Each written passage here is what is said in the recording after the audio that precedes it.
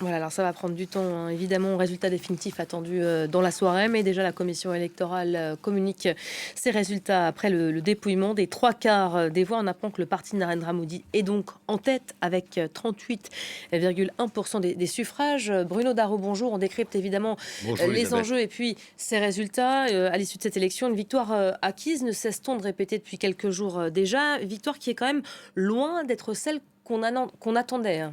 Oui, alors ce qui est intéressant, c'est que non seulement c'est pas la victoire qui était attendue par le camp de Narendra Modi, qui parlait d'avoir 400 sièges avec le BJP et ses alliés, une trentaine de sièges environ, 400 sièges sur 543, donc ça paraissait absolument énorme.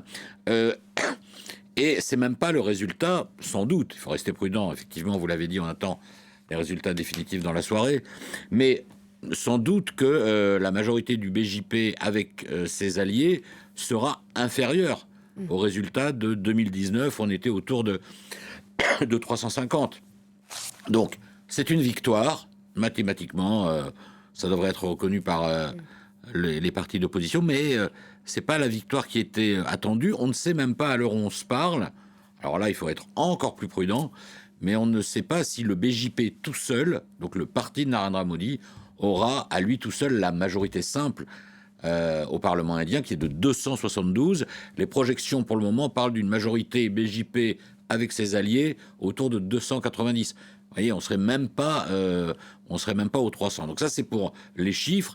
Une victoire, oui, mais une victoire décevante vue du camp Modi. En revanche, pour l'opposition et notamment le parti du Congrès emmené par Rahul Gandhi, qui a réussi à fédérer autour de lui une trentaine de partis, dont beaucoup de partis, alors on dit régionaux, mais dans ce pays gigantesque, évidemment, sont des États importants, eh bien, il y a aussi une forme de remontada, hein, comme on dit en Espagne, c'est-à-dire une performance qui s'annonce quand même assez satisfaisante pour cette opposition. Donc, c'est un peu le paradoxe de ce résultat. Narendra Modi va égaler le score de Nehru, si vous voulez, il va faire un troisième mandat, mais sans doute pas dans les conditions qu'il attendait. Comment est-ce qu'on l'explique, ce résultat? Par un réveil, un sursaut de l'opposition ou c'est autre chose qui est en train de se jouer? Alors, il y a un sursaut de l'opposition, c'est clair. C'est pas une très bonne nouvelle pour Narendra Modi parce que je voulais dire aussi les 400 sièges qui étaient attendus, c'était en fait pour, si vous me passez l'expression, délaïciser la constitution indienne, puisque avec 370 sièges, donc c'est beaucoup. Il avait besoin des deux tiers, c'est les deux tiers des voix. Il avait besoin de ça parce qu'il voulait faire changer la constitution indienne et faire de l'Inde une nation hindoue.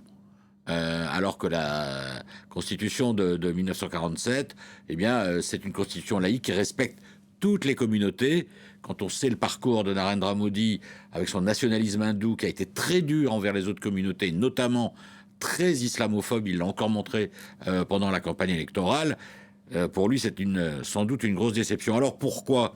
Eh bien, évidemment, le mécontentement de ces musulmans, 15% de la population. Mais enfin, en Inde, 15%, ça fait 210 millions de personnes qui en ont un peu assez d'être stigmatisées.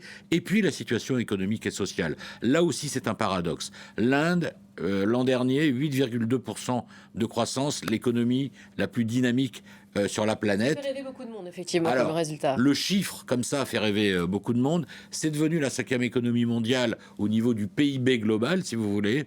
Mais le problème, c'est que c'est une croissance qui ne ruisselle pas.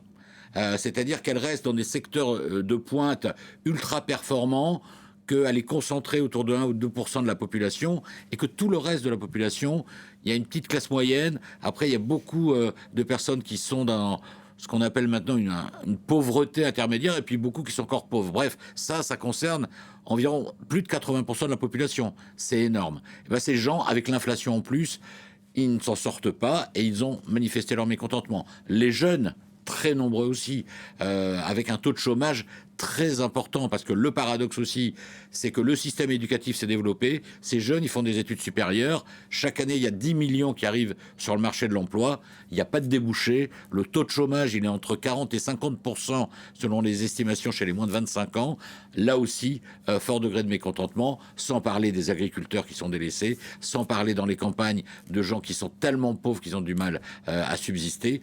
tout cela peut-être a commencé à se cristalliser. On peut peut-être dire que, là encore paradoxe, maudit reconduit, mais l'effet maudit est un peu passé. Merci beaucoup Bruno pour le décryptage.